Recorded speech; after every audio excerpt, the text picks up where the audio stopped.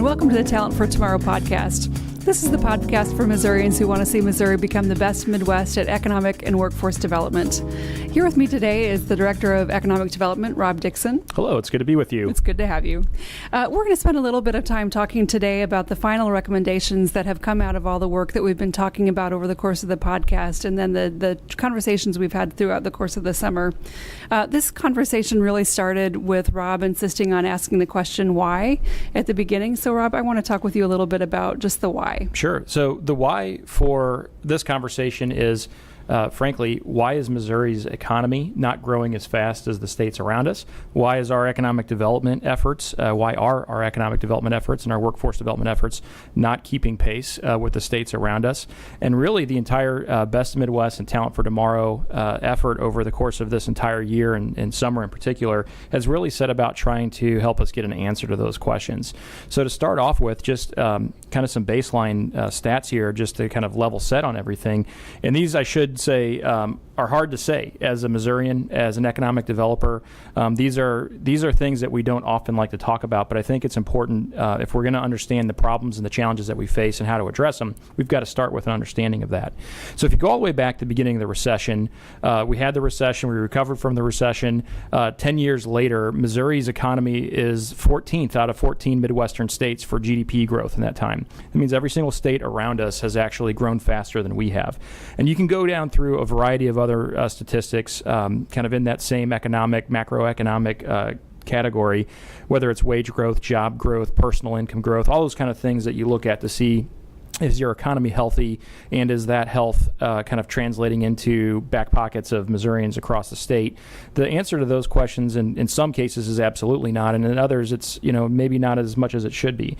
So we want to find out what that's all about and why that's happening. And really, we did the research. We've looked at some key economic issues. We looked at the structure of different economic development organizations. We studied workforce development experts all around the country, and I'm really confident that those conversations that we've had with some 3,000 Missourians over the course of this summer, Zora, has led to what the governor has talked about as being really the biggest things that are going to turn our state around. And I'm excited to have this opportunity because it's not all gloom and doom. Certainly there's bright spots that we can build on.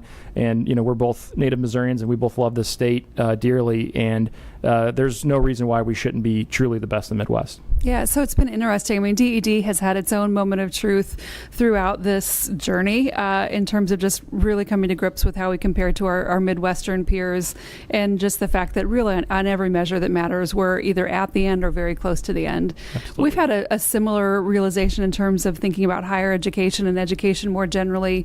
There are a lot of positive indicators in terms of what higher education does. For me, the number that stands out most clearly is when we look at the progression of students from starting in ninth grade to graduating from high school to starting to college to completing college, and the significant drops that we have in each of those categories, maybe most especially the drop between the number of students who graduate from high school and those who go on to college. Missouri does a great job of graduating from people from high school. For every 100 ninth graders, 88 of those will graduate from high school, which is fantastic. The scary number is the next one, and that's of those 88 students, only 51 will go on to even begin college.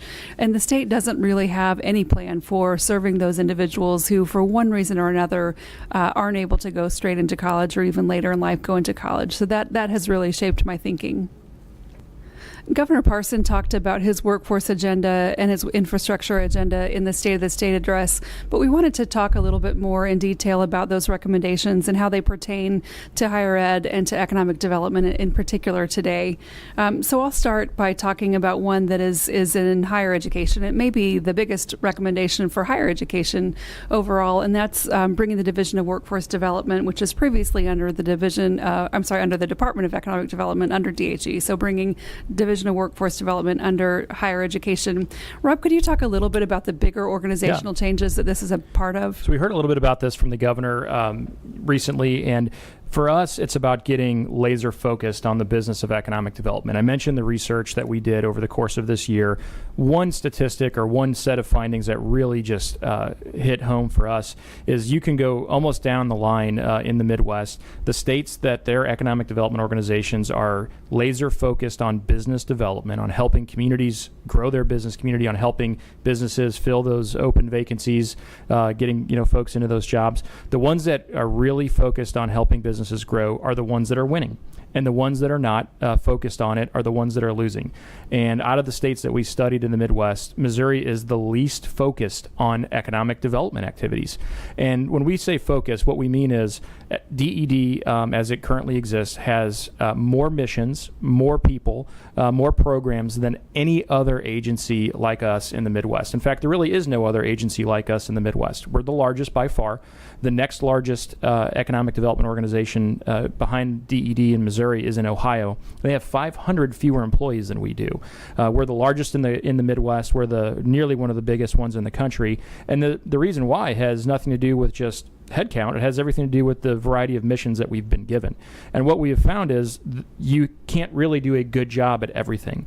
And what we need to do is to do a really good job at the things that are really going to grow our state's economy, which we believe is that business development and workforce development effort. So the governor outlined some of this, but our departmental reorganization is really kind of twofold. One is helping DED get reorganized and restructured in a way that's going to give us that focus. And then the other is aligning, like you mentioned, with the Division of Workforce Development, aligning other programs in DED currently that are better fit in other organizations across state government, so that it's not about changing focus from economic development to education, but really it's aligning it already with similar areas within state government. So for us, we are building the new DED around kind of four key principles. One, like I've mentioned already, is that laser focus on economic development. We're going to have more of our staff team members working directly with the business community, working directly with our community partners every single day out across the state, doing economic development than we ever have before. And we're going to do that by being our second pillar here, which is regionally targeted.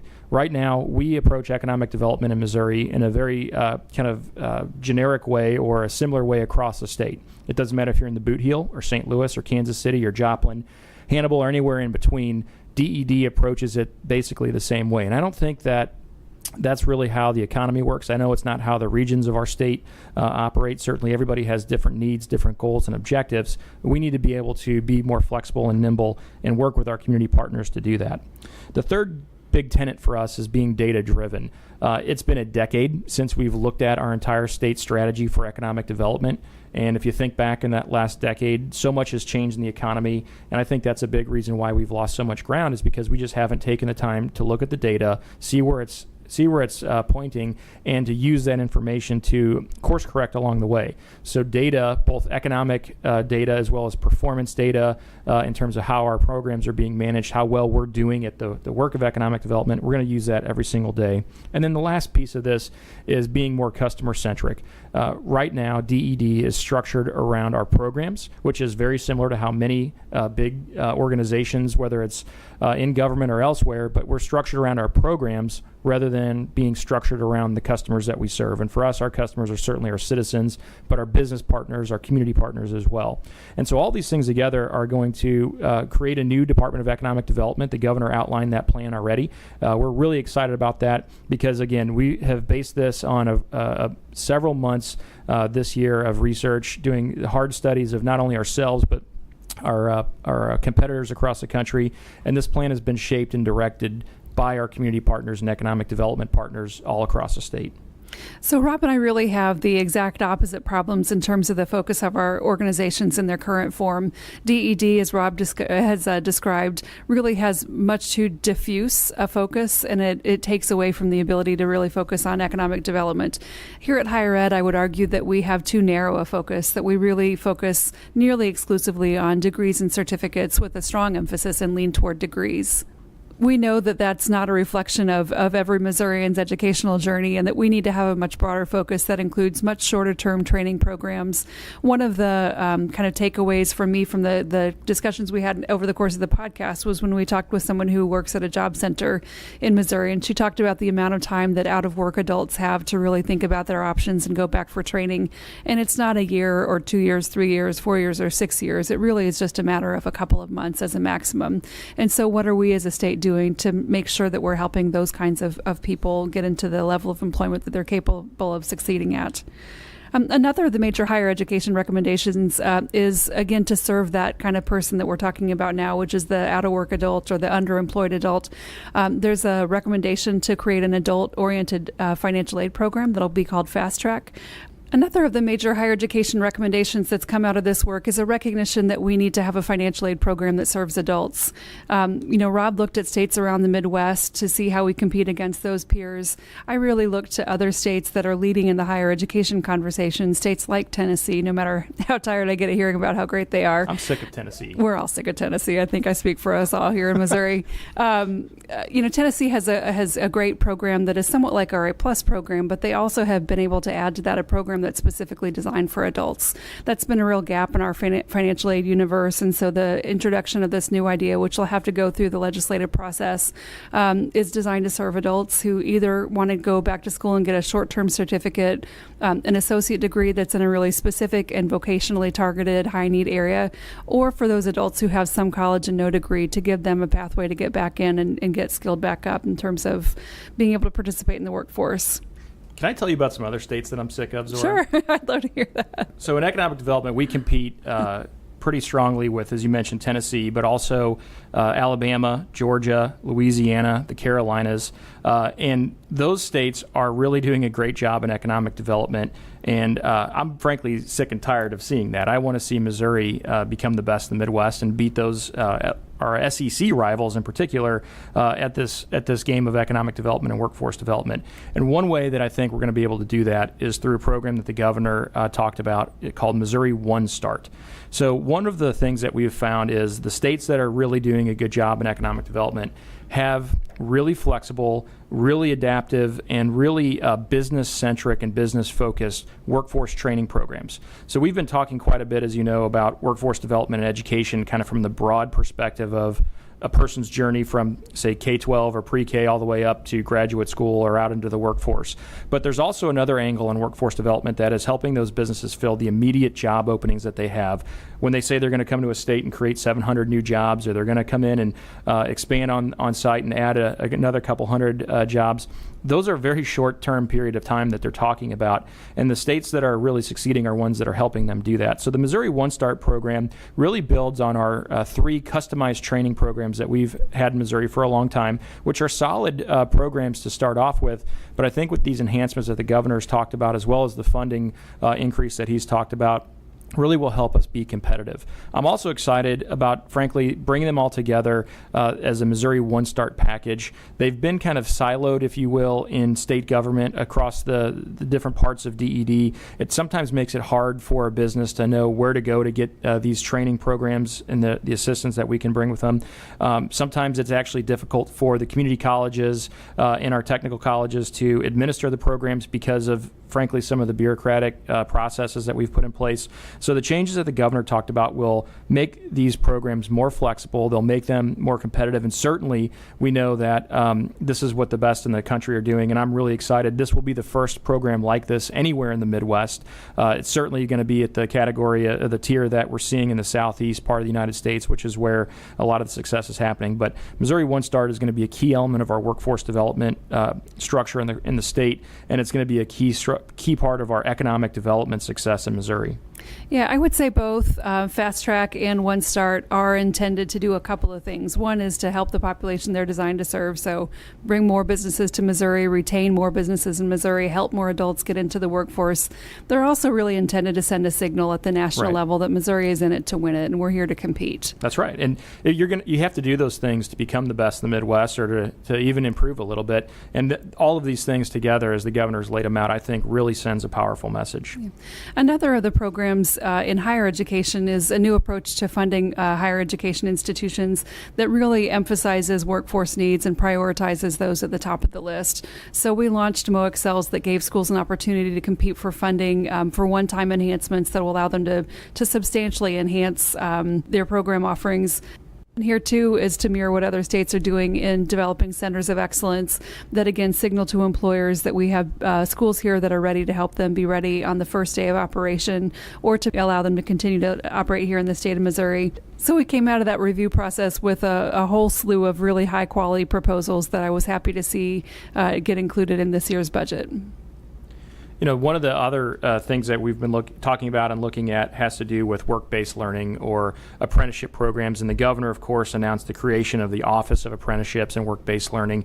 This is a really a key part of our economic development and workforce development strategy. I think this is an interesting corollary to the work that you're doing in higher education and the work that the Division of Workforce Development will be doing with your department, Zora, because as we know, not everybody is going to go to a traditional 4-year or even a 2-year college program, and that there needs to be some shorter-term programs that are embedded within the workforce and embedded within the business community. And I think the expansion of the apprenticeship movement, if you could call it that, around the country is a big part of what we're going to be able to do. I think it's also important to talk about it from the perspective of state government, in that there's a lot of different agencies across the board, higher ed, DED, DESE, Department of Corrections. There's other organizations, other agencies that are working on apprenticeships and need to be working on apprenticeships, but we also need to have them coordinated so that we have kind of a streamlined and consistent approach to this strategy across the state.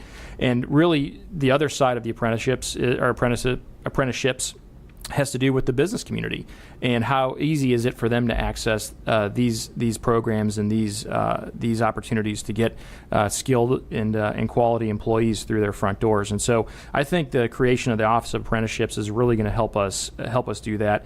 Obviously, there's been a lot of work at the national level on this. The president talked about the Pledge to American Workers, and I think this is a similar opportunity for Missouri employers and for Missouri workers and for Missouri training employers or training providers to get together and really help move that forward. I wanted to highlight just a couple of things that our colleagues in other departments are doing as well. One, our Department of Corrections is doing a really fantastic job on making sure that people who are in our state prison system have access to training that they need so they have the skills ready to work. They're also working on the other side of that to make sure that those people are connected with employers who are willing to give people who have been in the criminal justice system an opportunity to work. So that's really fantastic and exciting. They're working with higher education partners from around the state. So that's one that I think is a good one to keep an eye on. Our Department of Health and Senior Services is also really focused on healthy workforce, with a particular emphasis right now on the rural workforce needs and making sure that we have healthcare providers that serve those rural communities, many of which have jobs that are particularly high risk, and an hour or two trip to an emergency room is a pretty critical issue. I think the last one that I would highlight is an effort that cuts across all of state government to really work among department directors much more effectively to think about how we're spending all of our money, and rather than spending it on a lot of diffuse purposes, to really focus all of those funds on workforce needs and infrastructure needs. This, I think, again, has the opportunity to be a real game changer, and it's unlike anything I've ever seen in state government before, so it's been a really cool and fun thing to be a part of. A couple other things I think are worth really highlighting here today. Of course, beyond the very specific world of workforce development, governor's also talked about the infrastructure side of helping grow our state's economy and make Missouri a better place to live and work. And I think a couple things are worth really mentioning here. One is broadband internet. Right now, 20% of Missourians cannot access high-speed internet. That's 1.25 million Missourians who don't have the opportunity or the ability to even plug into the internet. And so if you think about that from the perspective of doing business on Main Street or starting a business on Main Street anywhere in rural Missouri, you think about it from a farmer's perspective of trying to upload their yield data to the cloud, or if you think about it from the perspective of a student who is trying to take an online class or do their homework, it's nearly impossible in some cases to do that in our state right now. And so the focus on broadband internet is going to be a really important piece of not just infrastructure in a general sense, but also kind of uniting that and tying it together with the workforce development angle. And I think we're going to see a lot of growth that comes through the expansion of broadband internet across our state. And then one of the other things I'd like to highlight has to do with the changes to some of our incentive programs in economic development. I mentioned that we're looking at and studying and have been studying our competitors, not really to copy and paste what they're doing, but to see what is happening in the marketplace around us, because that's just the reality of the world that we live in. It's not Missouri kind of operating in a vacuum, but we're competing with other states, we're competing with other countries, and we need to continue to take a look at these and look at our programs as it relates to the broader landscape around us. And so you've already seen this bill has been pre-filed for a while, but the governor talked about the deal closing fund as a change to the Missouri Works program, setting aside a portion of our existing cap within those tax credits to really focus on those most competitive and top-line projects when we're at the last stage of the game, Missouri versus another state, and we've got to have that opportunity to make those benefits work and structure it in a way that makes sense to the business, but also that meets our and I think this is a really important element to it, but it allows us to make sure that the taxpayers of the state of Missouri are protected as we're making these decisions on how to incentivize our economic development programs. And so this deal closing fund has the potential to really give us another tool in our toolbox, so to speak, and I'm excited about how we'll be able to compete now. All right. So thanks for listening to the Talent for Tomorrow podcast. This has been a pleasure, and we're looking forward to seeing what comes next in terms of the governor's agenda and our shared work in this area. Absolutely. Thanks for listening to the Talent for Tomorrow podcast. If you like our show and want to know more about these economic and workforce development initiatives, read our blog post for highlights from our interviews and more at bestinmidwest.com. Again, that's bestinmidwest.com. You can also subscribe to our podcast and leave a review on iTunes.